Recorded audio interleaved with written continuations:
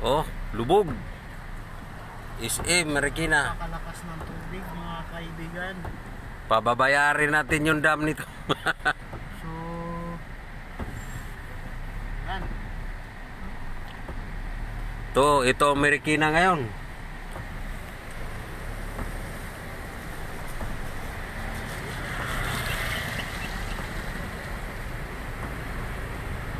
Yung nire-rescue, may nire-rescue yata sila. Makikita natin yung mga tao parang may nire-rescue. Yung 2-3 boss, delikado boss.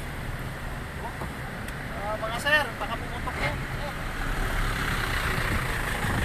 May mga tao, may pinagkakaguluhan. Mayroong barko doon boss, na ano boss? Ayun boss, may barko na ano, Darko ba yun? Hindi barko? Boss? Ha? Darko?